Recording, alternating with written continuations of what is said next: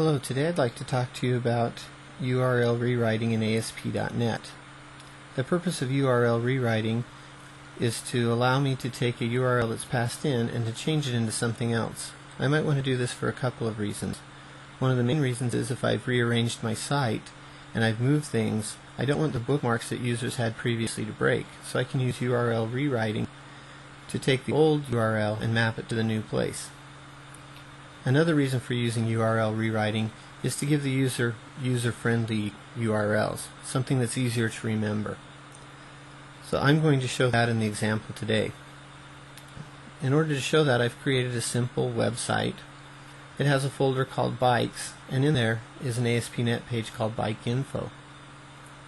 The Bike Info page is fairly simple, as you can see here. It has a form, a repeater control, and then I'm just going to show a link to a description, so a href and a description. And I'm going to mock up all of the data. If I look at the code behind, you'll see that I have a page load event. In the page load event, I'm going to check to see if they passed in an item ID on the request. If not, I'm going to use an ID of 0, which is just going to return a page that lists the two different kinds of bikes I have, mountain bikes and road bikes. And if they did pass in an ID, I'll go to a page specific to that. And again, this is just mocked up data that's going to show a little bit of text. So if I come down to my getBikeList function, you can see that I create a data table and add two columns to it, one for link, one for description. If the ID passed in is 1 for mountain bikes, I'm going to add a couple of links. In this case, the link goes to page-does-not-exist.aspx just because I don't need to show the other page. It's not important to this particular demonstration. And a little bit of text. This bike is great for beginners, or here's the bike for serious mountain bikers. If the ID is 2, then I know that I have a road bike. And I'm going to, again, link to the page-does-not-exist.aspx with some text for beginner road bikes, or when you want to fly like the wind. And the final case, if there was no ID, or if the ID is 0, then I'm going to have a page for mountain bikes that says see our selection of mountain bikes, and a page for road bikes with the text see our selection of road bikes. If I run this page,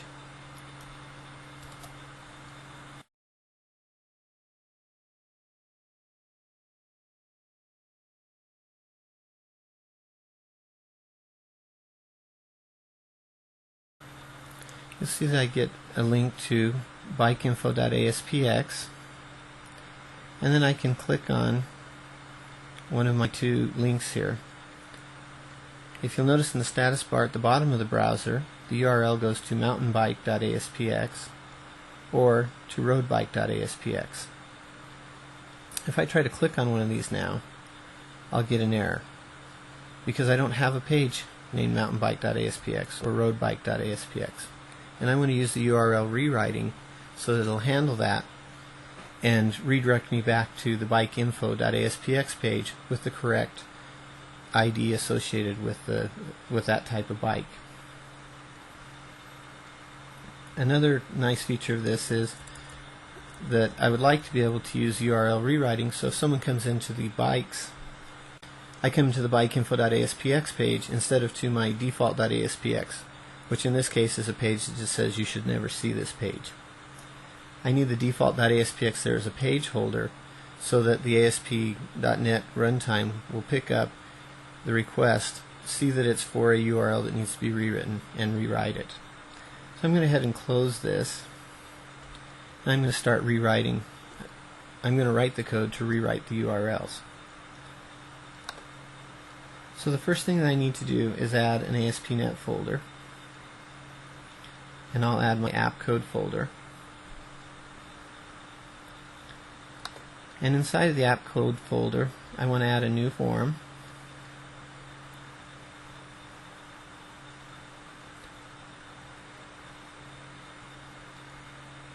And I'll name my class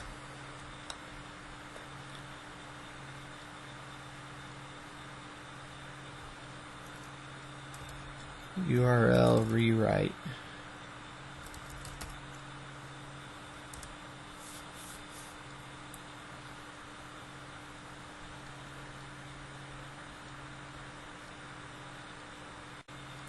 So now I have my class URL rewrite. I want it to be to implement the iHTTP module interface.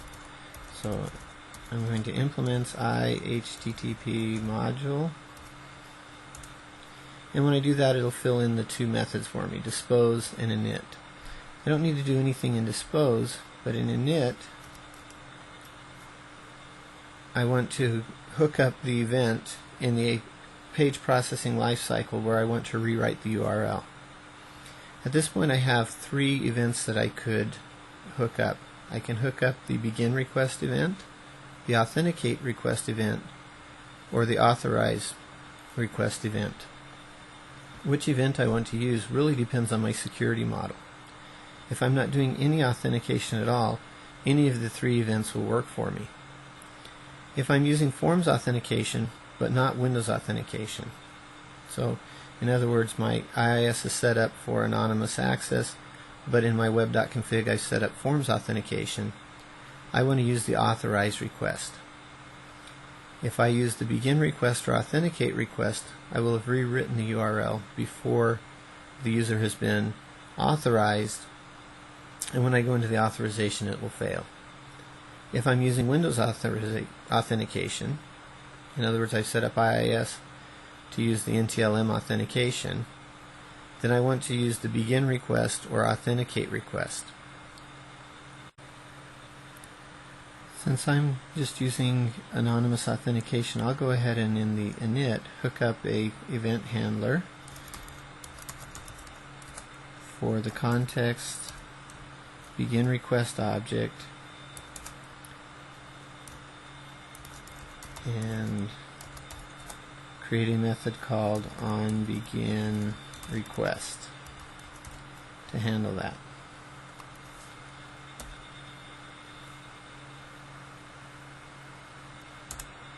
So I'll create the private method, the private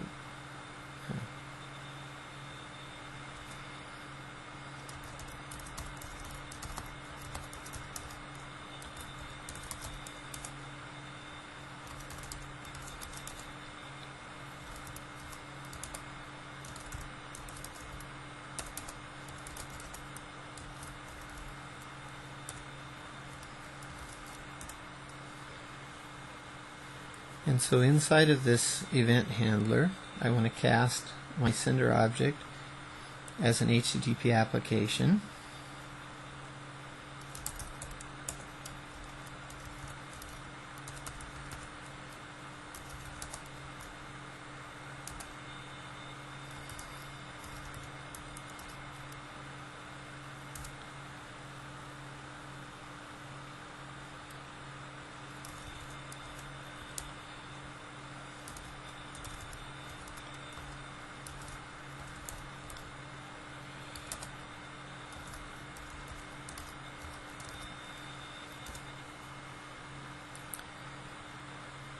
And then I'm going to call, I'm going to check the URL to see if it contains either mountainbike.aspx, roadbike.aspx, or default.aspx. So I'll start off and say if app.request.raw URL to lower, so I'm going to convert it to a lowercase string, and if it contains the string /bikes/default.aspx, then I want to call app.context.rewritePath and give it the string bike info .aspx, and I'm going to use the override that has three methods. So the path info I'll just pass in as a blank string. In this case I'm going to pass in a blank query string as well. I'm going to say else if app.request instead of typing all this out, I will just do an else if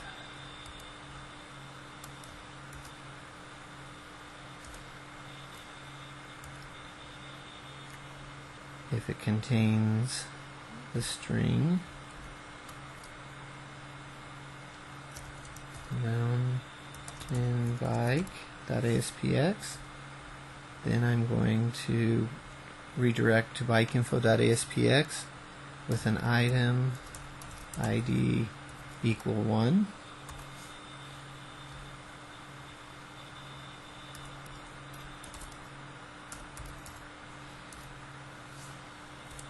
Or if it contains the string roadbike.aspx, then I'm going to redirect with an item